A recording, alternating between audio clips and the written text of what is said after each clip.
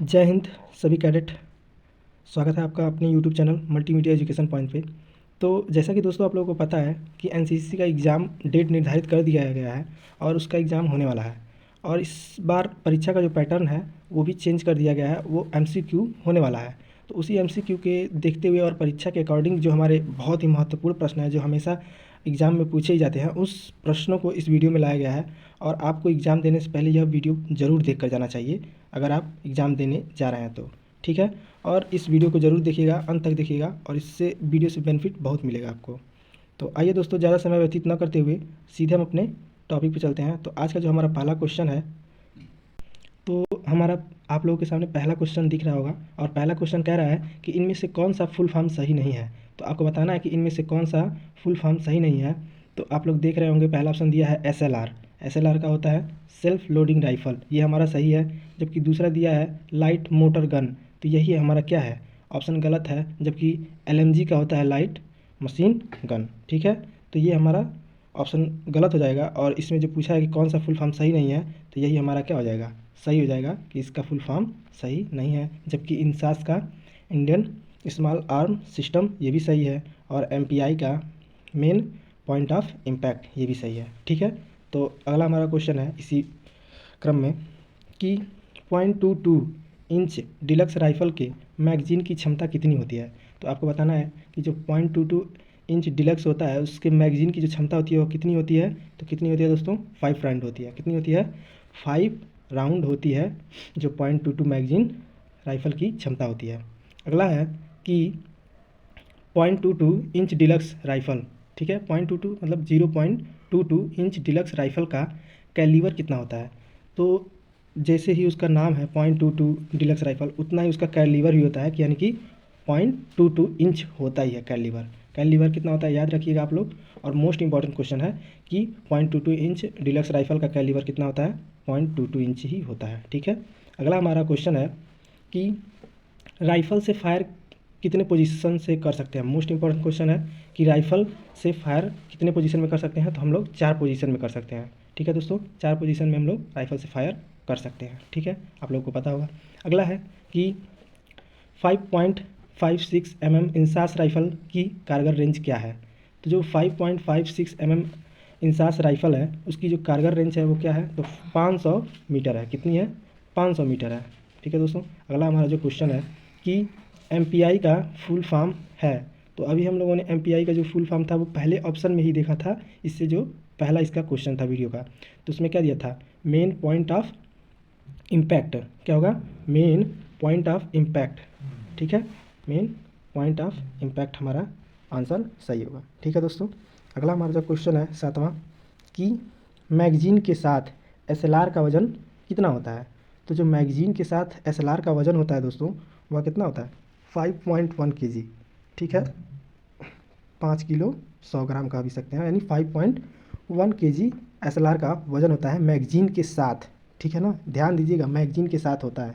अगला है कि एलएमजी का कारगर रेंज होता है। तो एलएमजी का कारगर रेंज कितना होता है। तो आप सब लोग को पता होगा कि एलएमजी का जो कारगर रेंज होता है वह 900 मीटर होता है। कितना होता है, 900 मीटर होता है, ठीक है। अगला हमारा क्वेश्चन है जो इसी में हम लोग देखेंगे कि, तो हमारा जो अगला क्वेश्चन है इसी क्रम में कि जी आर आई टी का फुल फॉर्म क्या होगा। तो आपको बताना है कि GRIT का फुल फॉर्म क्या होगा। तो इसमें देख रहे हैं, पहला दिया है group range indication of target and type of fire. तो हमारा यही सही हो जाएगा कि group range indication of target and type of fire, ठीक है। याद रखिएगा आप लोग, ठीक है। जब आपको वीडियो को 1 से 2 बार जब देखेंगे ना तो अच्छे से एकदम क्लियर हो जाएगा क्वेश्चन।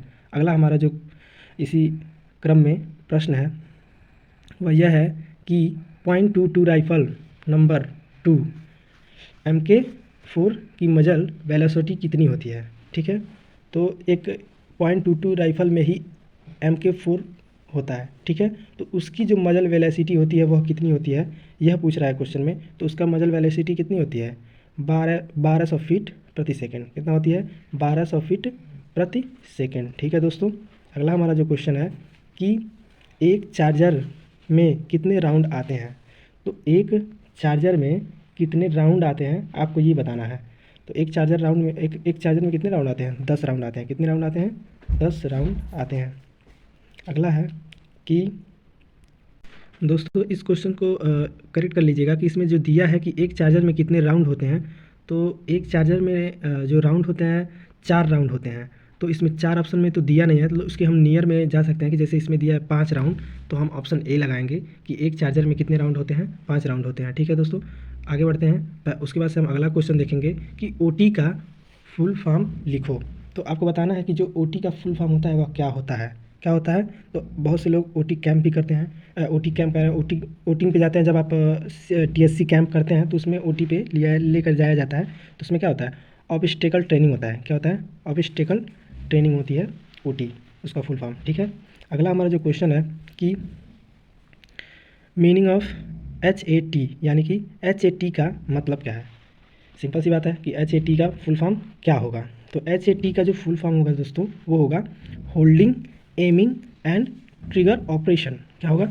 हमारे साथ बोलिए, holding, aiming and trigger operation. ठीक है दोस्तों, तो इसका ये फुल फॉर्म हो जाएगा। अगला जो क्वेश्चन दिया है कि 5.56 mm इंसास राइफल का वजन कितना होता है? ठीक है, अभी हम लोगों ने उधर क्या देखा था? विथ मैगजीन कितना था? 5.1 kg था। और यहाँ पे क्या पूछ रहा है कि 5.56 mm इंसास राइफल का वजन कितना होता है? तो यहाँ पे आप लोग देख पा रहे हैं कि जो इसमें दिया है कि उसका वजन होता है 4.15 kg। कितना होता है? 4.15 kg। अगला जो क्वेश्चन है, तो अगला क्वेश्चन है कि हमारा अरे यार, तो अगला जो क्वेश्चन है कि एनसीसी की स्थापना कब हुई? तो एनसीसी की जो स्थापना हुई दोस्तों, इस क्वेश्चन को लेकर के बहुत ही डाउट है कि 16 अप्रैल देखा जाता है, फिर 16 जुलाई 1948 और 16 अप्रैल, इस दोनों ही डेट में कन्फ्यूजन है। तो आप इस क्वेश्चन के लिए ऑप्शन के थ्रू जाइएगा, क्योंकि अगर ऑप्शन में 16 अप्रैल दिया होगा तो 16 अप्रैल 1948 लगाइएगा। अगर ऑप्शन में 16 जुलाई 1948 दिया होगा तो आप 16 जुलाई 1948 लगाइएगा। तो इसमें आप देख पा रहे हैं कि दिया है कि 15 जुलाई 1948, तो उस हिसाब से हम इसी ऑप्शन को सही मान करके लगा के जाएंगे, आपको नंबर ज़रूर मिलेगा। ठीक है, तो आपका आंसर यही हो जाएगा। लेकिन एनसीसी की जो स्थापना हुई थी कब हुई थी? 16 जुलाई 1948। कब हुई थी? 16 जुलाई 1948। ठीक है, अगला जो क्वेश्चन है कि एनसीसी किस मंत्रालय के अंतर्गत आता है? तो जो एनसीसी है दोस्तों वह रक्षा मंत्रालय के अंतर्गत आता है। किस मंत्रालय के अंतर्गत आता है? तो वह रक्षा मंत्रालय के अंतर्गत आता है। अगला जो क्वेश्चन है कि इजी भी कह सकते हैं और इम्पोर्टेंट क्वेश्चन कि एनसीसी का पूरा नाम है, तो एनसीसी का पूरा नाम क्या है आपको बताना है इसमें से। तो आप सभी लोग जानते हैं एनसीसी कर रहे हैं कि एनसीसी का पूरा नाम क्या होता है? National cadet corps. क्या होता है? National cadet corps. अगला क्वेश्चन है कि एनसीसी ध्वज में पहिया कितने पंखुड़ियों से बना हुआ है? तो एनसीसी ध्वज में पहिया जो है कितने पंखुड़ियों से बना हुआ है? तो वह 17 पंखुड़ियों से मिलकर के बना हुआ है। कितने पंखुड़ियों से? 17 पंखुड़ियों से मिलकर के बना हुआ है। अगला क्वेश्चन है कि राष्ट्रीय कैडेट कोर के प्रथम निदेशक हैं। तो राष्ट्रीय कैडेट कोर के प्रथम निदेशक कौन है? कर्नल जी बैबूर। कौन है? कर्नल जी बैबूर। ठीक है, अगला क्वेश्चन है कि राष्ट्रीय विकास के लिए आवश्यक है। तो राष्ट्रीय विकास के लिए क्या क्या आवश्यक है? तो पहला है एजुकेशन, दूसरा भाईचारा और अच्छा नेतृत्व। ये तीनों हमारे राष्ट्र के लिए क्या है? विकास के लिए आवश्यक है। तो ऑप्शन नंबर डी हमारा सही हो जाएगा, ये सभी। ठीक है दोस्तों, अगला जो क्वेश्चन है कि भारत के राष्ट्रपति कौन है? तो आप सबको पता होगा कि भारत के राष्ट्रपति इस समय कौन है? तो कौन है? द्रौपदी मुर्मू। कौन है दोस्तों? द्रौपदी मुर्मू है। अगला हमारा क्वेश्चन है कि हिंदू धर्म का एक मुख्य त्यौहार है। तो ऑप्शन के हिसाब से जाएंगे, इसमें दिया है कि हिंदू का मुख्य त्यौहार, तो हिंदू का मुख्य त्यौहार कौन हो जाएगा? दिवाली। दिवाली हमारा मुख्य त्यौहार हो जाएगा। अगला है कि राष्ट्रीय एकता में एक बाधा है। तो राष्ट्रीय एकता में क्या है जो बाधा है, तो रुकावट बनता है? तो वह है जातिवाद। क्या है दोस्तों? जातिवाद जो है वह राष्ट्रीय एकता में एक बाधा है, जबकि हमारा शिक्षा हो गया या फिर अनुशासन हो गया या जागरूक हो गया, ये हमारे क्या है? उसके सब राष्ट्रीय एकता के लिए क्या है? महत्वपूर्ण चीज़ है, जबकि एक जातिवाद जो है वो क्या है? एक बाधा के रूप में कार्य करता है। अगला हमारा क्वेश्चन है कि भारत में राज्य का प्रमुख कौन है? तो भारत में जो राज्य का, यानी एक राज्य का पूछ रहा है, तो राज्य का मुख्य कौन होता है? राज्यपाल होता है। कौन होता है? राज्य का मुख्य राज्यपाल होता है। अगला जो क्वेश्चन है कि भारत में सभी सशस्त्र बल का प्रमुख कौन है? तो भारत में सभी सशस्त्र बल का प्रमुख कौन होता है? तो वह राष्ट्रपति होता है। कौन होता है? राष्ट्रपति, यानी कि हमारे प्रेसिडेंट होंगे। ठीक है, तो अगला क्वेश्चन है कि सेना का मुख्य कमांडर कौन है? तो सेना का जो दोस्तों मुख्य कमांडर होते हैं वह कौन होते हैं? तो सेना का जो मुख्य कमांडर है इस समय के वह हैं जनरल मनोज पांडे। कौन है? जनरल मनोज पांडे सेना के मुख्य कमांडर हैं। अगला है क्वेश्चन दोस्तों कि एक अच्छे और सफल नेता में निम्नलिखित गुण होते हैं। तो आप सभी लोग जानते हैं कि एक नेता के अंदर कौन कौन से गुण होते हैं, लेकिन हमें एक पॉजिटिव वे के थ्रू बताना है, एक सकारात्मक सोच के हिसाब से कि एक सफल नेता के कौन कौन से गुण होते हैं।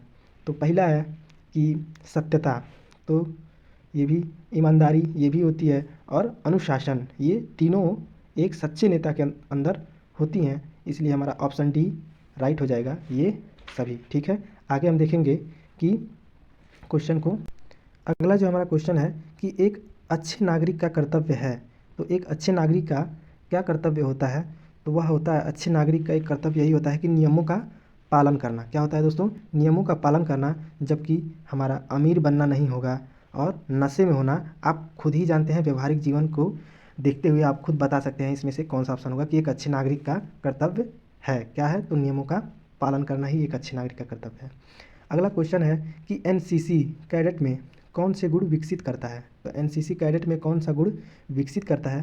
तो उसका दिया गया है कि यूनिटी। ठीक है, पहला दिया है यूनिटी, दूसरा अनुशासन, तीसरा सामाजिक सेवा। तो जो एनसीसी कैडेटों के अंदर गुण होता है, यह तीनों गुण विकसित होता है। तो इसलिए हमारा ऑप्शन डी सही हो जाएगा, ये सभी। ठीक है, आगे हम देखेंगे कि क्वेश्चन को। और एक अच्छे नेतृत्व में नहीं होना चाहिए। तो एक अच्छे नेतृत्व में नहीं होना चाहिए, क्या नहीं होना चाहिए? तो पहला दिया है जातिवाद, दूसरा दिया है क्षेत्रवाद, और तीसरा सांप्रदायिकता। तो यह तीनों नहीं होना चाहिए एक अच्छे नेतृत्व में। ठीक है, तो ऑप्शन डी हमारा सही हो जाएगा, ये सभी। ठीक है, अगला जो क्वेश्चन है कि निम्नलिखित में से कौन सी नेतृत्व शैली है? तो आपको बताना है कि निम्नलिखित में से कौन सी नेतृत्व शैली है। तो वह है दोस्तों हमारा ऑटोक्रेटिक, दूसरा लोकतांत्रिक। ठीक है, ऑटोक्रेटिक और लोकतांत्रिक दोनों हमारा क्या है? एक नेतृत्व शैली है। ठीक है, तो बोथ ए व बी हमारा क्या हो जाएगा? दोनों सही है, तो बोथ ए बी राइट। ठीक है, अगला हमारा जो क्वेश्चन है इसी क्रम में, कौन सा जीवन कौशल व्यक्तित्व विकास में सहायक नहीं है? तो आपको बताना है कि कौन सा जीवन कौशल व्यक्तित्व विकास में सहायक नहीं है। तो वह है दोस्तों असंगत भावना। क्या है? असंगत भावना ही क्या है? जीवन कौशल व्यक्तित्व के विकास में सहायक नहीं है। ठीक है, अगला जो हमारा क्वेश्चन है कि आत्मज्ञान क्या है? तो आपको बताना है कि जो आत्मज्ञान होता है वह क्या होता है। तो आत्मज्ञान जो होता है उस शब्द में ही छिपा हुआ है, और ऑप्शन को पढ़ के ही आप बता सकते हैं कि पहला दिया है स्वयं को समझना। तो यही हमारा क्या हो जाएगा? सही हो जाएगा कि स्वयं को समझना ही आत्मज्ञान होता है। क्या होता है? स्वयं को समझना ही आत्मज्ञान होता है, जबकि समाज की समझ ये नहीं होगा। दूसरा दिया है विषय को समझ, ये भी नहीं होगा, क्योंकि इसमें अपने आप को समझने के लिए कह रहा है, आत्मज्ञान के बारे में बात कर रहा है। तो हमारा ऑप्शन नंबर ए सही हो जाएगा, स्वयं की समझ। ठीक है, अगला जो क्वेश्चन है कि व्यक्तित्व को प्रभावित करने वाले कारक। तो आपको बताना है कि जो व्यक्तित्व को प्रभावित करने वाले कारक होते हैं वह क्या होते हैं। तो ऑप्शन नंबर ए दिया हुआ है परिपक्वता, दूसरा बुद्धिमत्ता, तीसरा पर्यावरण। तो यह तीनों क्या करते हैं? व्यक्तित्व को प्रभावित करने वाले ये तीनों कारक हैं, इसलिए हमारा ऑप्शन डी सही हो जाएगा, ये सभी। क्या हो जाएगा? ये सभी। अगला जो क्वेश्चन है, क्या जीवन कौशल का एक उदाहरण है? ठीक है, आपको बताना है कि क्या जीवन कौशल का एक उदाहरण है इसमें से। तो आपको बताना है कि इसमें से कौन सा सही होगा। ठीक है दोस्तों, तो यह सभी हमारे सही हो जाएंगे। क्या है? यह सभी हमारे क्या हैं? जीवन कौशल के एक उदाहरण हैं, क्योंकि यह कौशल होने चाहिए एक जीवन में। मतलब कौन कौन से कौशल होने चाहिए? तो ये सारे कौशल अंदर होने चाहिए। ठीक है, अगला जो क्वेश्चन है कि भारतीय संविधान, पॉलिटी से रिलेटेड है हमारा, कि भारतीय संविधान के भाग में मूलभूत कर्तव्यों का उल्लेख किया गया है। तो आपको बताना है कि किस भाग में किया गया है मूलभूत कर्तव्यों का उल्लेख। तो वह किया गया है पार्ट 4 में। किसमें किया गया दोस्तों? पार्ट 4 यानी भाग 4 में किया गया है। अगला क्वेश्चन है कि भारतीय संविधान में कितने मौलिक अधिकार हैं? तो भारतीय संविधान में कितने मौलिक अधिकार हैं? तो वह 6 मौलिक अधिकार हैं, जिसमें से एक जो मौलिक अधिकार था हमारा संपत्ति का अधिकार, वह क्या कर दिया गया है? एक कानूनी अधिकार बना दिया गया है।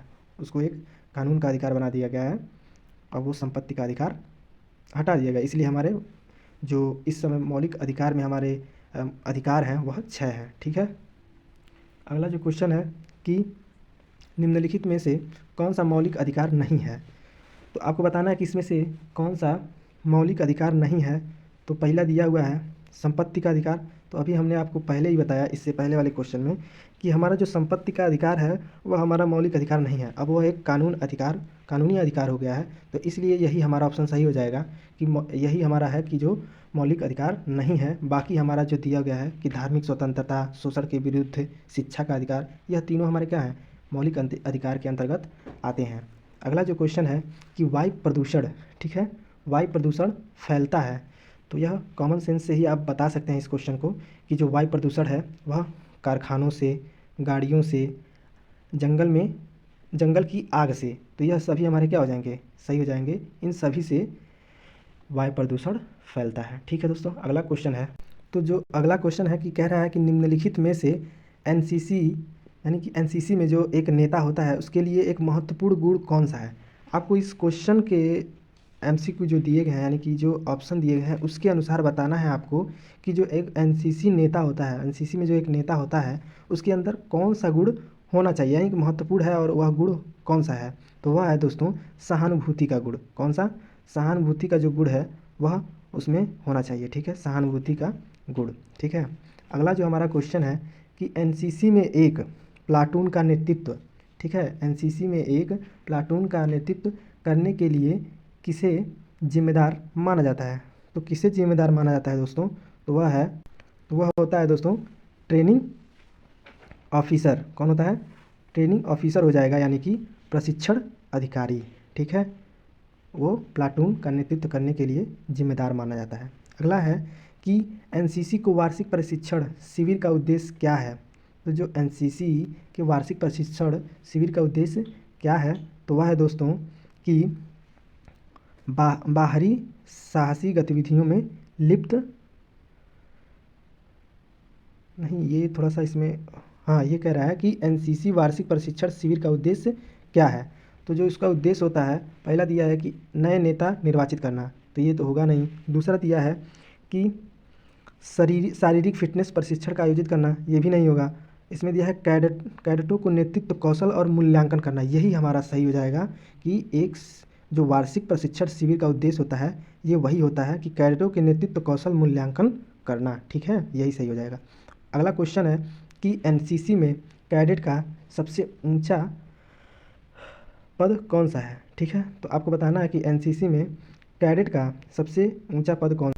तो इस क्वेश्चन में दोस्तों पूछा गया है कि एनसीसी के कैडेटों का सबसे ऊंचा पद, जबकि इसमें जो रैंक दिया है ये अधिकारियों का दिया गया है। तो इनका न होकर के अगर ये जो क्वेश्चन पूछ रहा है तो इस क्वेश्चन के हिसाब से जो एनसीसी कैडेट में सबसे ऊंचा पद होता है, ऑप्शन को आप मत देखिए, जो एनसीसी में जो सबसे ऊंचा पद होता है वो क्या होता है? वह होता है SUO। क्या होता है दोस्तों? SUO, senior under officer. तो आप याद रखिएगा कि जो एनसीसी कैडेट में सबसे ऊंचा पद होता है वह SUO होता है। ठीक है। अगला जो क्वेश्चन है कि प्लेटो के अनुसार मानव मूल्यों, जो प्लेटो के अनुसार है वो मानव मूल्यों का मतलब क्या है? वो मानव का मूल्यांकन किया है, मतलब मानव क्या है?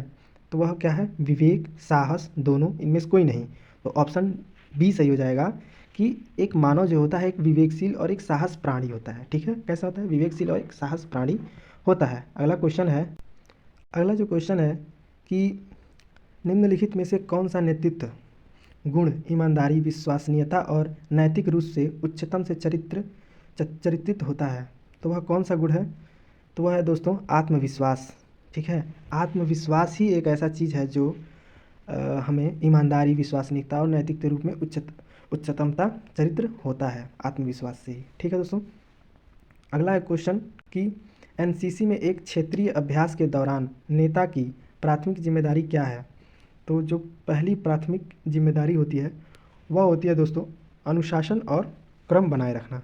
सबसे पहले काम यही किया जाता है कि अनुशासन और क्रम बनाए रखना ही एक प्रथम जिम्मेदारी होती है। अगला क्वेश्चन है कि एनसीसी में नेता के मुख्य जिम्मेदारी में से कौन सी है। तो आपको इसमें से बताना है कि जो एनसीसी में नेता होते हैं उसके मुख्य जिम्मेदारी कौन सी है। तो वह है दोस्तों व्यक्ति कार्य को पूरा करना। क्या है दोस्तों, व्यक्तिगत कार्य को पूरा करना ही क्या है, मुख्य जिम्मेदारी होती है। जो व्यक्तिगत कार्य को पूरा करना ही होगा हमारा। अगला क्वेश्चन है कि नेता कैसे टीम के भीतर सकारात्मक कार्य संस्कृति को बढ़ावा दे सकता है। तो नेता कैसे टीम के भीतर सकारात्मक कार्य संस्कृति को बढ़ावा दे सकता है। तो वह हो जाएगा दोस्तों हमारा आपसी बातचीत और उपलब्धियों को पहचानना। ठीक है दोस्तों, आपसी बातचीत और उपलब्धियों को पहचानना। तो अगला हमारा जो क्वेश्चन है, तो अगला जो क्वेश्चन हो जाएगा दोस्तों कि कोविड नामक बीमारी किस देश से प्रारंभ हुई। तो ये तो सब लोगों को पता ही होगा कि जो कोविड है वह किस देश से प्रारंभ हुई। तो वह है चीन से। कहाँ से हुई, चीन से हुई। और अगर पूछेगा अंदर से भी क्वेश्चन पूछ सकता है कि चीन के किस शहर से हुई, तो वुहान सिटी से हुई थी। कहाँ से हुई थी, वुहान सिटी से हुई थी। ठीक है। अगला जो क्वेश्चन है कि स्वच्छ भारत मिशन का प्रारंभ कब हुआ। तो स्वच्छ भारत मिशन का प्रारंभ कब हुआ था। तो वह हुआ था दोस्तों 2014 में हुआ था स्वच्छ भारत मिशन का आरंभ या प्रारंभ। ठीक है। अगला हमारा जो क्वेश्चन है कि बच्चों की सुरक्षा के लिए कौन सा अधिनियम पारित किया गया है। तो बच्चों की सुरक्षा के लिए कौन सा अधिनियम पारित किया गया है।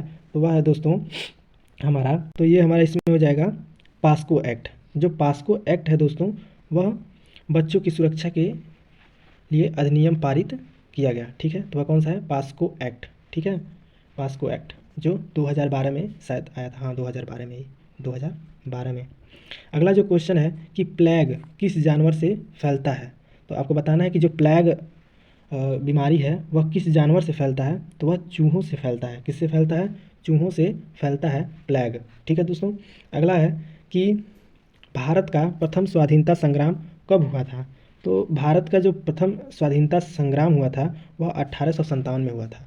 आप सबको याद भी है 1857 की जो क्रांति, वहीं से हमारा क्या है प्रथम स्वाधीनता का संग्राम वहीं से शुरुआत ही हुआ, मंगल पांडे से। ठीक है। तो 1857 याद रखिएगा। अगला क्वेश्चन है और महत्वपूर्ण है और सब लोग को पता भी होगा, चौरी चौरा की घटना संबंधित है।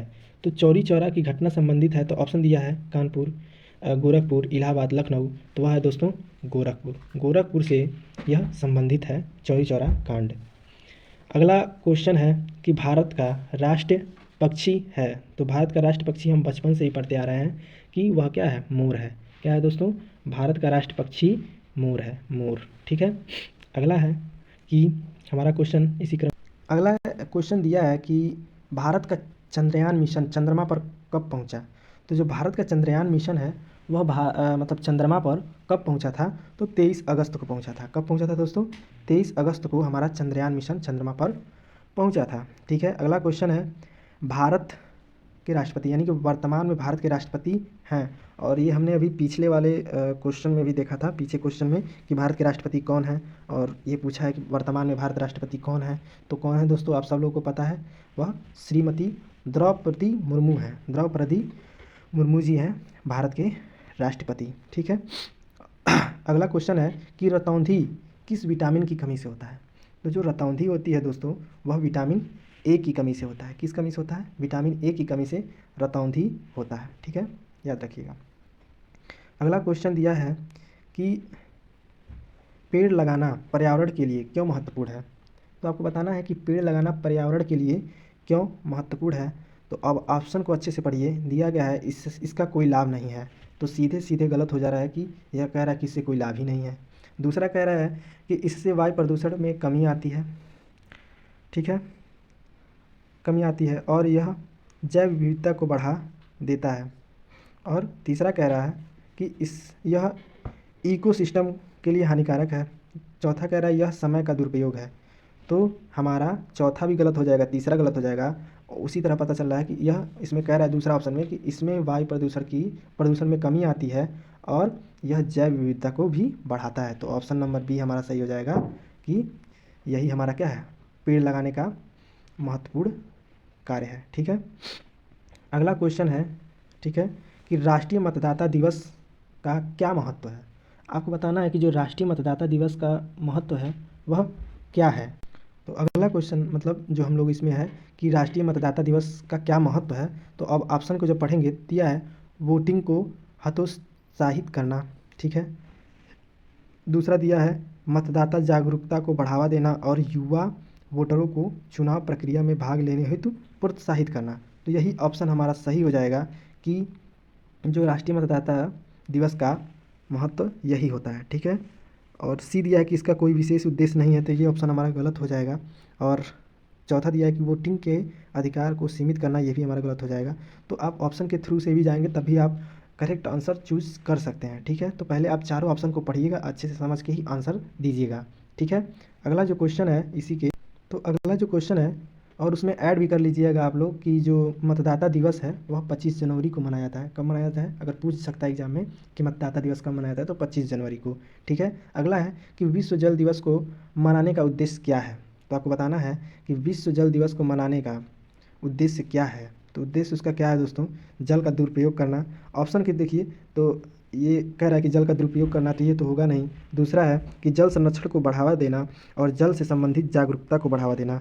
तो ये ऑप्शन हमारा सत्य हो जाएगा कि जल संरक्षण को बढ़ावा देना और जल से संबंधित जागरूकता को बढ़ावा देना। तीसरा इसमें वैसे ही गलत हो जाएगा कि कह रहा है कि इसका कोई विशेष उद्देश्य नहीं है। चौथा कह रहा है जल प्रदूषण को बढ़ावा देना। तो ये सब हमारे ऑप्शन क्या हो जाएंगे, गलत हो जाएंगे, जबकि हमारा दूसरा ऑप्शन सही हो जाएगा कि जल दिवस के मनाने का उद्देश्य यही है।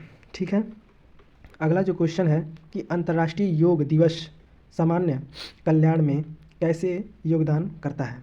तो सामान्य कल्याण में कैसे यह योगदान करता है जो अंतर्राष्ट्रीय योग दिवस है। तो आप क्वेश्चन के एमसीक्यू को पढ़िएगा कि इसमें कह रहा है कि आरामदायक जीवन शैली को बढ़ावा देना। तो ये हमारा क्या हो जाएगा, गलत हो जाएगा। एक योग दिवस का जो कल्याण कैसे योगदान देता है हमारे जीवन में, तो ये कह रहा है कि आरामदायक जीवन शैली को बढ़ावा देना, ये नहीं होगा। दूसरा कह रहा है तनाव और चिंता को बढ़ावा देना। तो क्या योग और साधना करने से तनाव और चिंता बढ़ती है, तो नहीं। तीसरा कह रहा है कि शारीरिक मानसिक और बौद्धिक का विकास को बढ़ावा देना। तो जब आप ऑप्शन को पढ़ेंगे तो आपको वैसे ही पता चल जाएगा कि कौन सा आंसर सही होगा। ठीक है, तो ऑप्शन नंबर सी हमारा करेक्ट होगा इस क्वेश्चन का आंसर। ठीक है, याद रखिएगा। अगला क्वेश्चन है कि रक्तदान से क्या लाभ होता है। तो आपको बताना है कि रक्तदान से क्या लाभ होता है। तो रक्तदान से पहला दिया है रक्तदान अमूल्य दान है। तो सही बात है कि रक्तदान एक अमूल्य दान है। दूसरा है रक्तदान से, दूसरा दिया है कि रक्तदान से किसी का भी जीवन बचाया जा सकता है। तो सही बात है कि इससे किसी के जीवन को बचाया जा सकता है। और तीसरा है कि रक्तदान से गर्व महसूस होता है। तो ये भी सही बात है कि अगर जब आप रक्तदान करते हैं, उससे किसी को मदद करते हैं, तो अपने आप को एक गर्व महसूस होता है। ठीक है, तो ये हमारे सभी सही हो जाएंगे, उपरोक्त सभी। ठीक है दोस्तों, अगला क्वेश्चन है कि वायु में कार्बन डाइऑक्साइड की मात्रा कितनी है। तो आपको बताना है कि जो वायु में कार्बन डाइऑक्साइड की मात्रा है वह 0.03% है। कितनी है, 0.03% कार्बन डाइऑक्साइड की मात्रा है। जबकि ऑक्सीजन की मात्रा, ठीक है, O2 जो है ऑक्सीजन की मात्रा 21% है। और N2 यानी कि नाइट्रोजन की जो मात्रा होती है वह 78% होती है। ये भी ध्यान रखिएगा आप लोग। ठीक है दोस्तों, अगला जो क्वेश्चन है कि निम्नलिखित में से कौन सा खाद्य जनित बीमारियों का एक सामान्य स्रोत है। तो आपको बताना है कि निम्नलिखित में से कौन सा खाद्य जनित बीमारियों का एक सामान्य स्रोत है। तो वह है दोस्तों इसका दिया है कि हमेशा हाथ धोना। ठीक है, दूसरा दिया है भोजन ठीक से पकाना। और तीसरा दिया है कि स्टोइंग फूड एट रूम टेम्परेचर। ठीक है, तो ये हमारे तीनों क्या हैं, एक अच्छे स्रोत हैं। और इसमें दिया गया है कि बीमारियों का एक सामान्य स्रोत है। तो बीमारियों का सामान्य स्रोत तो ये इसमें नहीं दिया है, अगले ऑप्शन में दिया होगा शायद, क्योंकि ये तीनों जो ऑप्शन हैं ये तीनों हमारे एक अच्छे स्रोत हैं, यानी बीमारी न होने के अच्छे स्रोत हैं। यानी ये सब करने से हमें बीमारियां नहीं होती हैं। लेकिन क्वेश्चन में पूछ रहा है कि कौन सा एक बीमारियों का स्रोत है, यानी बीमारियों का कारण है। तो वो ऑप्शन अभी हम डी देखते हैं क्या दिया है। ठीक है, डी को हम देखते हैं। तो ऑप्शन डी यहाँ पे दिया हुआ है दोस्तों कि एक्सपायरी भोजन का ग्रहण करना। ठीक है, तो कोई भी चीज़ अगर आप एक्सपायरी चीज़ खाएंगे तो उससे क्या होगा, उससे हमारे बीमारियों का क्या है, एक स्रोत है, उससे हम ज़रूर बीमार पड़ जाएंगे या कुछ भी हो सकता है हमको। तो वही यही एक स्रोत है जो हमें बीमारियों से ग्रसित करेगा। ठीक है, अगला है कि दांतों में, ठीक है दोस्तों, दांतों में कैविटी का मुख्य कारण क्या है। तो जो दांतों में कैविटी का मुख्य कारण होता है वह क्या होता है दोस्तों, वह होता है कि अत्यधिक ब्रश करना। नहीं भैया, अत्यधिक ब्रश करना तो नहीं होगा। दूसरा दिया है अत्यधिक फल खाना, इससे भी नहीं होता है कैविटीज़। तीसरा दिया है कि चीनी का अत्यधिक उपयोग और खराब दंत सफाई की आदत। तो आप जब ये सब आपकी जो व्यवहारिक क्वेश्चन है ना, जब आप अच्छे से क्वेश्चन को पढ़ के ऑप्शन को देखेंगे तो आप आराम से आप खुद ही कर पाएंगे। तो इसमें कहा है कि चीनी का अत्यधिक उपयोग और खराब दांत, मतलब खराब ढंग से दंत की सफाई का आदत। तो यही हमारा सही हो जाएगा कि यही एक कारण है जो हमारे क्या होता है, दांतों में कैविटी हो जाते हैं। और अत्यधिक पानी का सेवन करना, तो ये हमारा नहीं होगा। अत्यधिक पानी सेवन करने से कैविटी थोड़ी ना होता है। ठीक है, अगला क्वेश्चन है कि निम्नलिखित में से कौन सा गैर संचारी रोग का उदाहरण है। तो आपको बताना है कि निम्नलिखित में से कौन सा गैर संचारी रोग का उदाहरण है। तो वह है दोस्तों हृदय रोग। क्या है दोस्तों, हृदय रोग जो होता है वह गैर संचारी रोग का उदाहरण होता है। ठीक है, ये हमारा क्या होता है, हृदय रोग गैर संचारी रोग का उदाहरण होता है। अगला क्वेश्चन दिया है कि श्वसन तंत्र का प्राथमिक कार्य क्या है। तो श्वसन तंत्र का प्राथमिक कार्य जो होता है वह होता है ऑक्सीजन और कार्बन डाइऑक्साइड को एक्सचेंज करना।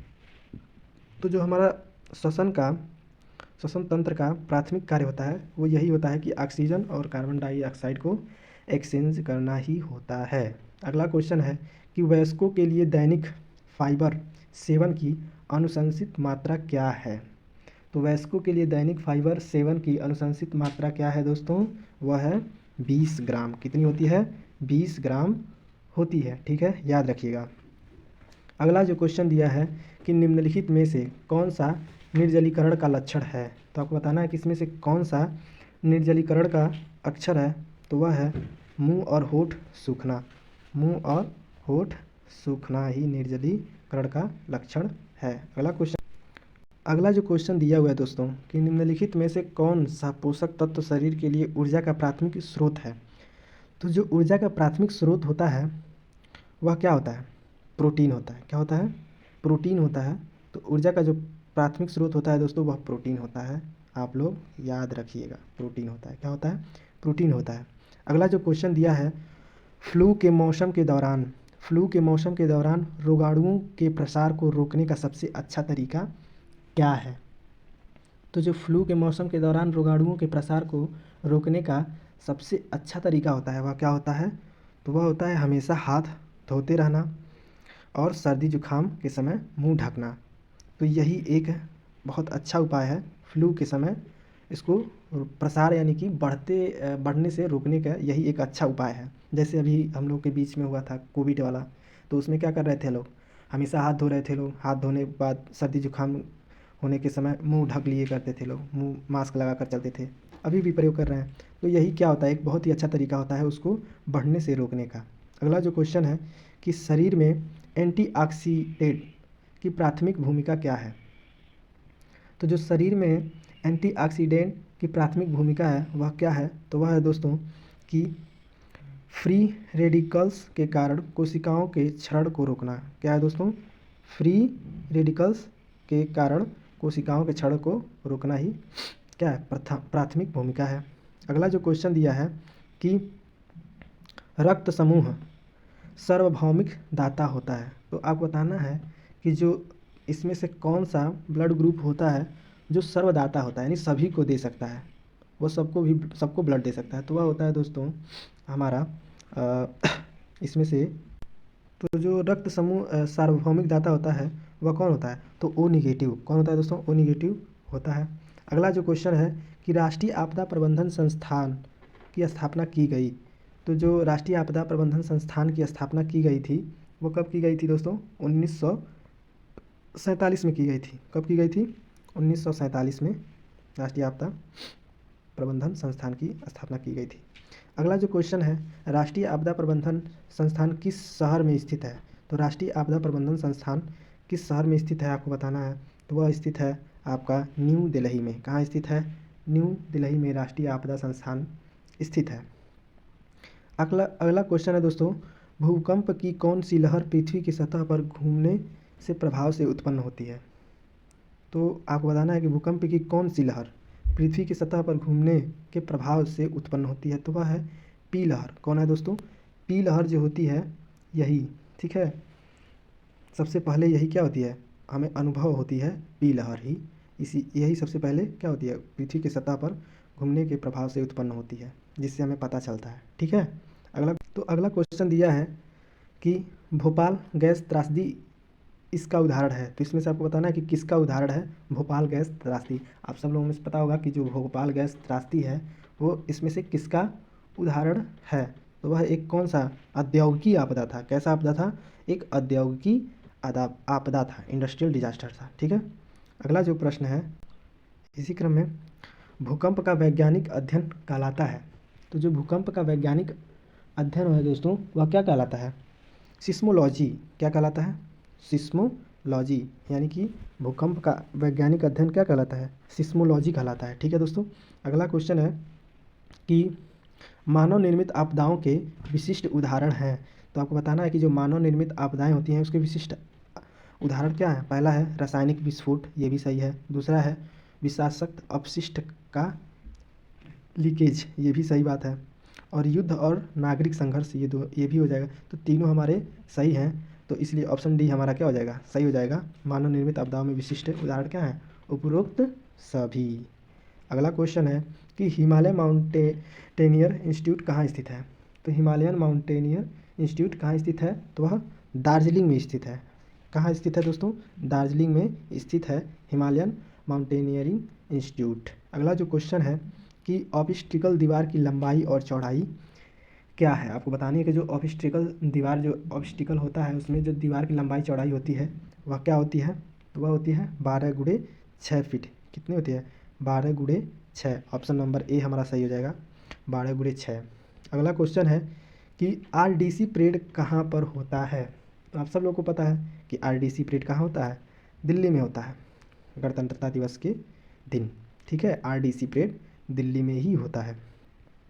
अगला क्वेश्चन है कि ट्रैकिंग में हम क्या कार्रवाई करते हैं? तो ट्रैकिंग में हम क्या कार्रवाई करते हैं दोस्तों? Cycling, swimming, walking, para jump. तो ट्रैकिंग में हम ना पैरा जंप करते हैं, ना ही स्विमिंग करते हैं और ना ही साइकिलिंग करते हैं। उसमें हम क्या करते हैं? वॉकिंग करते हैं, यानी कि चलते हुए उसको हम पूरा करते हैं। जो एक ट्रैकिंग कैंप भी जाता है जिसमें हम क्या करते हैं, उसमें यात्रा करना रहता है, वॉक करना रहता है, चल के जाना रहता है, तो उसको हम ट्रैकिंग कैंप भी कहते हैं। तो ट्रैकिंग में हम क्या करते हैं? वॉकिंग करते हैं। ठीक है, अगला जो क्वेश्चन है कि आपको बताना है कि HMI का फुल फॉर्म क्या होता है? तो आपको बताना है कि जो HMI का फुल फॉर्म क्या होता है दोस्तों?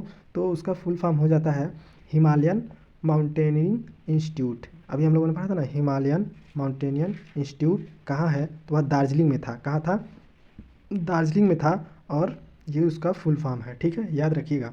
अगला क्वेश्चन है कि रॉक क्लाइंबिंग करते समय हम हार्नेस कहाँ पहनते हैं? तो आपको बताना है कि रॉक क्लाइंबिंग करते समय हम हार्नेस कहाँ पहनते हैं? तो हम हार्नेस कमर में पहनते हैं। कहाँ पहनते हैं? कमर में पहनते हैं। ठीक है, याद रखिएगा। अगला क्वेश्चन है माउंट एवरेस्ट कौन से देश में है? तो यानी कि माउंट एवरेस्ट कौन से देश में है? तो वह है नेपाल में। किसमें है दोस्तों? नेपाल में है। देखिए, कुछ भाग चाइना में भी आता है लेकिन सर्वाधिक भाग नेपाल में आता है, इसलिए नेपाल ही आंसर सही होगा। कंफ्यूज मत होइएगा। ठीक है, तो माउंट एवरेस्ट कौन से देश में है? नेपाल में। ठीक है, और नेपाल में माउंट एवरेस्ट को सागर माथा के नाम से भी जाना जाता है। ठीक है, अगला क्वेश्चन है कि पैरासेलिंग को हम किस चीज़ से एल्टीट्यूड का पता लगाते हैं? ठीक है, तो पैरासेलिंग को हम किस चीज़ से एल्टीट्यूड का पता लगाते हैं? तो वो होती है आल्टीमीटर। क्या होती है दोस्तों? आल्टीमीटर। ठीक है, अगला क्वेश्चन है कि माउंट एवरेस्ट पर जाने वाली भारत की पहली महिला पर्वतारोही कौन थी? मोस्ट इंपॉर्टेंट क्वेश्चन है कि माउंट एवरेस्ट पर जाने वाली भारत की पहली महिला पर्वतारोही कौन थी? तो वह थी बछेंद्री पाल। कौन थी दोस्तों? बछेंद्री पाल जी थी, जो भारत की प्रथम महिला थी जो पर्वतारोही थी। ठीक है, अगला क्वेश्चन है कि माउंट एवरेस्ट पहला चढ़ने वाला व्यक्ति कौन था, यानी कि वो तो हमारी भारत की प्रथम महिला थी, ठीक है, बछेंद्री पाल। अब इसमें पूछ रहा है कि माउंटेन एवरेस्ट पर मतलब चढ़ने वाले पहले व्यक्ति कौन थे। तो पहले व्यक्ति जो थे वो दोस्तों कौन थे, वो थे एडम्ड हिलारी। कौन थे, एडम्ड हिलारी। कौन थे दोस्तों, एडम्ड हिलारी जी थे, ठीक है। अगला जो क्वेश्चन है कि भारत नेपाल सीमा पर सीमा रक्षक बल कौन सा है। तो भारत और नेपाल के जो बॉर्डर हैं उस पर हमारे कौन से रक्षक बल हैं आपको बताना है, कौन सा फोर्स वहाँ उस बॉर्डर पे लगे हुए हैं। तो वहाँ पे जो लगे हुए हैं दोस्तों वो हैं, आपको बताना है इसमें से ऑप्शन दिया है कि बीएसएफ, आईटीबीपी। तो ये हमारे दोनों नहीं होंगे क्योंकि वहाँ पे ना बीएसएफ है ना आईटीबीपी है। अगले ऑप्शन पे हम देखते हैं कि कौन। तो जो भारत और नेपाल के बॉर्डर पे बल है मतलब फोर्स है वह कौन सा है, तो वह फोर्स है दोस्तों एसएसबी। क्या है दोस्तों, एसएसबी। और एसएसबी का मतलब होता है सशस्त्र सीमा बल, ठीक है, यानी कि एसएसबी वाले वहाँ पे रहते हैं, हमारे एसएसबी के जवान वहाँ पे उस बॉर्डर पे रहते हैं, ठीक है दोस्तों। अगला क्वेश्चन है कि भारत का कौन सा राज्य नेपाल के साथ सबसे छोटा सीमा साझा करता है। तो भारत का कौन सा एक राज्य है जो नेपाल के साथ सबसे छोटा सीमा साझा करता है। तो हमारे देश का एक सिक्किम ही है जो बहुत छोटा सीमा साझा करता है नेपाल से, ठीक है। अगला जो क्वेश्चन है कि भारत में कितने राज्य समुद्री तट रेखा में हैं। तो यानी कि आपको बताना है कि भारत में कितने राज्य समुद्री तट रेखा पर हैं। तो उसमें हो जाएगा आपका आंसर कि 9 ऐसे राज्य हैं जो समुद्री तट के किनारे स्थित हैं। आप देख सकते हैं वहाँ से गुजरात से ऐसे होकर के सीधे जाएंगे जब, तो आप इधर तमिलनाडु केरल होते हुए ऐसे चले जाएंगे, हमारा जो पश्चिम बंगाल है ऐसे होते हुए चले जाएंगे। तो ये सब हमारे कुल मिला के 9 ऐसे राज्य हैं जो समुद्री तट रेखा पर हैं, ठीक है दोस्तों। अगला जो क्वेश्चन है कि पाकिस्तान की सीमा भारत के कितने राज्य या संघ शासित प्रदेशों से मिलती है। यानी कि भारत की जो पाकिस्तान की जो सीमा है वो भारत के कितने राज्य या केंद्र शासित प्रदेशों से लगती है। तो वह है दोस्तों हमारा, तो इसमें दिया है कि पाकिस्तान की जो सीमा है भारत के कितने राज्यों और संघ शासित प्रदेशों से मिलती है। तो वह है दोस्तों 5। कितना हो जाएगा, 5 जो है राज्यों और संघ शासित प्रदेशों से मिलती है, ठीक है। अगला जो क्वेश्चन है हमारा कि निम्नलिखित भारतीय राज्यों में से किससे होकर कर्क रेखा नहीं गुजरती है। तो आपको बताना है कि इनमें से कौन सा एक भारतीय राज्य है जिससे कर्क रेखा नहीं गुजरती है। तो वह हो जाएगा हमारा दोस्तों उत्तर प्रदेश। कौन सा है दोस्तों, उत्तर प्रदेश एक ऐसा राज्य है जिससे कर्क रेखा नहीं गुजरती है, जबकि मध्य प्रदेश, गुजरात और झारखंड से कर्क रेखा गुजरती है, ठीक है। अगला क्वेश्चन है कि भारत की कुल स्थलीय सीमा की लंबाई कितनी है। तो जो आपको बताना है कि जो भारत की कुल स्थलीय सीमा की लंबाई है वह कितनी है। तो वह कितनी है दोस्तों, 15,106 किलोमीटर। कितनी है दोस्तों, 15,106 किलोमीटर, 15,106 किलोमीटर, ठीक है। अगला जो क्वेश्चन है हमारा देखेंगे कि अगला क्वेश्चन युद्ध के लिए सर्वोच्च पुरस्कार कौन सा है। तो युद्ध के लिए सर्वोच्च पुरस्कार हमारा परम वीर चक्र होता है। युद्ध के क्षेत्र में सबसे बड़ा पुरस्कार यानी सबसे सर्वोच्च पुरस्कार यही होता है, परम वीर चक्र ही होता है। अगला जो क्वेश्चन है दोस्तों कि भारतीय सैन्य अकादमी में स्थित है, यानी कि भारतीय सैन्य अकादमी कहाँ स्थित है आपको बताना है। तो भारतीय सैन्य अकादमी दोस्तों देहरादून में स्थित है, आप सब लोगों को पता होगा, ठीक है, देहरादून में स्थित है। अगला जो क्वेश्चन है दोस्तों इसी क्रम में कि भारत पाक युद्ध कब हुआ था। तो आपको बताना है कि भारत पाक युद्ध कब हुआ था दोस्तों। तो भारत पाक युद्ध 1971 में हुआ था। कब हुआ था दोस्तों, 1971 में भारत पाक युद्ध हुआ था। अगला जो क्वेश्चन है कि आर्मी के जनरल रैंक के बराबर वाली एयरफोर्स की रैंक है। तो आपको बताना है कि आर्मी जनरल के रैंक के बराबर वाली जो एयरफोर्स की रैंक है वह क्या है। तो जो हमारा इसमें क्वेश्चन दिया था कि आर्मी जनरल रैंक के बराबर वाली एयरफोर्स की रैंक है, तो वह है दोस्तों हमारा सी हो जाएगा, एयर चीफ मार्शल। क्या हो जाएगा दोस्तों, एयर चीफ मार्शल जो होता है वह आर्मी जनरल रैंक के बराबर होता है, एयर चीफ मार्शल। अगला जो क्वेश्चन है दोस्तों CMP का जो फुल फॉर्म है वह क्या होगा। तो CMP का जो फुल फॉर्म होगा दोस्तों वह होगा कॉर्प्स ऑफ मिलिट्री पुलिस। क्या होगा, कॉर्प्स ऑफ मिलिट्री पुलिस, ठीक है दोस्तों, ये होगा हमारा CMP का फुल फॉर्म। अगला जो क्वेश्चन है कि एक इन्फेंट्री बटालियन में राइफ़ल कंपनी होती है, तो एक इन्फेंट्री बटालियन में जो राइफ़ल कंपनी होती है वह कितनी होती है? तो वह 4 होती है। कितनी होती है? 4 होती है। अगला जो क्वेश्चन है, भारतीय सेना के ऑपरेशनल कमांड कितने हैं? तो जो भारतीय सेना के ऑपरेशनल कमांड 6 होते हैं, यानी ऑप्शन नंबर डी हो जाएगा हमारा। 6 ऑपरेशनल कमांड होते हैं। कितने होते हैं? 6 ऑपरेशनल कमांड होते हैं। गलती हो जा रहा है, हाँ यहाँ पे 6 दिया है नीचे, ठीक है। तो भारतीय सेना के ऑपरेशनल कमांड 6 होते हैं। अगला क्वेश्चन है कि सेना का प्रशिक्षण कमांड मुख्यालय कहाँ है? तो मोस्ट इंपॉर्टेंट क्वेश्चन है कि सेना का प्रशिक्षण कमांड मुख्यालय कहाँ है? तो कहाँ है दोस्तों? शिमला है। कहाँ है? शिमला है। अगला क्वेश्चन है, भारत के प्रथम कमांडर इन चीफ कौन थे? तो भारत के प्रथम कमांडर इन चीफ थे जनरल एम करियप्पा। कौन थे? जनरल के एम करियप्पा। जनरल के एम करियप्पा। कौन थे? जनरल के एम करियप्पा, ठीक है। अगला क्वेश्चन है कि हमारा ASC, AMC, AOC, AEC आदि कैसी सेनाएं हैं? तो ये सब कैसी सेनाएं हैं? ये सब हमारी फाइटिंग और सर्विसेज सेवाएं हैं, इसलिए हमारा बोथ A एंड B सही हो जाएगा, ठीक है। फाइटिंग और सर्विसेज सेवाएं हैं ये दोनों, ठीक है। अगला क्वेश्चन है कि अगला प्रश्न है कि सर्वप्रथम भारत का पहला नक्शा कब प्रकाशित हुआ? तो सर्वप्रथम भारत का नक्शा कब प्रकाशित हुआ था दोस्तों? तो 1980 में 1820 में हुआ था, 1820 में सर्वप्रथम नक्शा प्रकाशित हुआ था, ठीक है। अगला क्वेश्चन है दोस्तों, हमारे देश का सर्वेक्षण और मैप बनाने वाला संगठन है। तो हमारे देश का सर्वेक्षण और मैप बनाने वाला संगठन है वह कौन सा है? Survey of India. क्या है दोस्तों? सर्वे ऑफ इंडिया जो है हमारे देश का सर्वेक्षण और मैप बनाने वाला संगठन है, सर्वे ऑफ इंडिया, याद रखिएगा। अगला जो क्वेश्चन है दोस्तों कि मुख्य दिशाएं कितने प्रकार होती हैं? तो देखिए, अगर मुख्य दिशाएं पूछता है तो 4 प्रकार की होती हैं, ठीक है। अगर कुल दिशाएं पूछता है, ठीक है, तो अगर कुल दिशाएं पूछता है आपसे कि कितनी होती है तो आप क्या बताएंगे? तो कुल दिशाएं अगर पूछेगा तो 8 हो जाएंगी, ठीक है। तो आपसे मुख्य दिशाएं पूछा है तो मुख्य दिशाएं ईस्ट वेस्ट नॉर्थ साउथ यानी कि 4 ही होंगी, ठीक है। कुल दिशाएं की प्रकार होती हैं, देखिए पूछ भी दिया कि कुल दिशाएं कितने प्रकार की होती हैं, तो यहाँ पे हो जाएगा हमारा ऑप्शन नंबर C 8, ठीक है। 8 प्रकार की होती हैं कुल दिशाएँ। अगला दिया है कि उत्तर कितने प्रकार के होते हैं, ठीक है। आपको बताना है कि उत्तर कितने प्रकार के होते हैं। तो उत्तर दोस्तों 3 प्रकार के होते हैं, ठीक है। उत्तर कितने प्रकार के होते हैं? 3 प्रकार के होते हैं, ठीक है। जो उत्तर होते हैं वो 3 प्रकार के। अगला क्वेश्चन है कि सर्विस प्रोटेक्टर, ठीक है, जो सर्विस प्रोटेक्टर होता है उसकी लंबाई चौड़ाई सेंटीमीटर में होती है। कितनी होती है आपको बताना है कि जो सर्विस प्रोटेक्टर की लंबाई होती है वो सेंटीमीटर में उसकी लंबाई और चौड़ाई कितनी होती है? तो कितनी होती है? 15 × 5 सेंटीमीटर। कितनी होती है दोस्तों? 15 × 5 सेंटीमीटर होती है। अगला क्वेश्चन है, कंपास की अपनी खुद की त्रुटि को कहते हैं। तो जो कंपास की अपनी खुद की त्रुटि होती है उसे हम क्या कहते हैं? तो उसे हम कहते हैं इंडिविजुअल कंपास एरर। क्या कहते हैं? इंडिविजुअल कंपास एरर कहते हैं, ठीक है दोस्तों, याद रखिएगा, इंडिविजुअल कंपास एरर कहते हैं।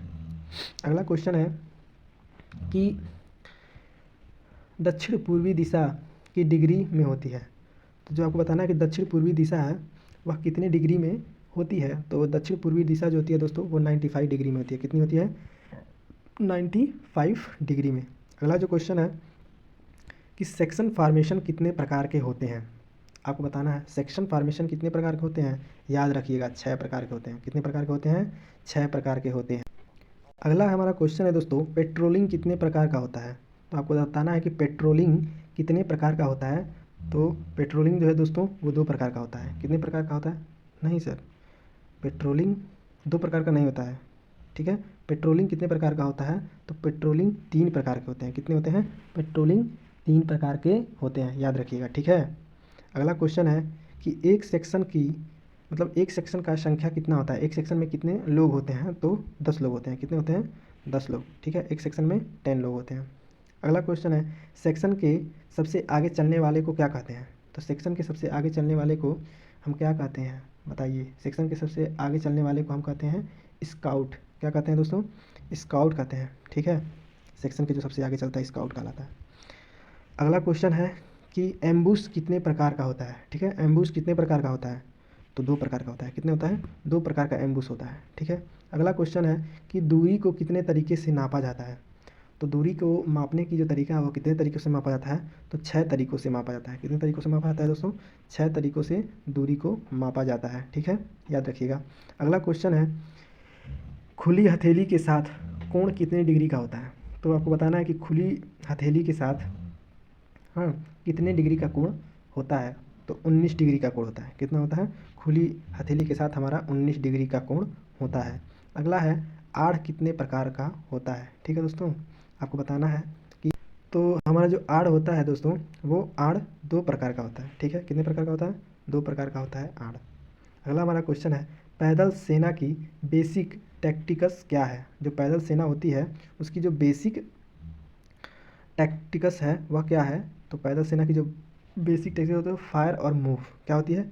सबसे बेसिक होती है वो फायर और मूव। क्या होती है? फायर और मूव। अगला जो क्वेश्चन है कि फासला असल में कम लगने का कारण है। तो जो फासला असल में हमें क्यों कम दिखाई देता है उसका मेन कारण क्या है? तो वह है दोस्तों जब लक्ष्य आसपास की चीज़ों से बड़ा होता है, ठीक है। जब जैसे सामने कोई हम जिस चीज़ को देख रहे हैं और वो उसके आसपास की जो चीज़ें हैं वो बड़ी बड़ी दिखाई देती हैं तो हमें जो फासला यानी कि जो उसके बीच की दूरी होती है वो कम लगती है, कि लगता है बहुत ही नज़दीक है, ठीक है दोस्तों। तो ये हो जाएगा जब लक्ष्य आसपास की चीज़ों से बड़ा होता है तब हमें फासला कम लगने लगता है, ठीक है। अगला जो क्वेश्चन है कि भारत के पास दुनिया की सबसे बड़ी सेना है। तो दुनिया की सबसे बड़ी सेना 3 सेना है। भारत के पास दुनिया की सबसे बड़ी 3 सेना है, ठीक है दोस्तों। अगला क्वेश्चन है नौसेना स्टाफ का प्रमुख हैं। तो नौसेना स्टाफ के प्रमुख हैं कौन है? एडमिरल।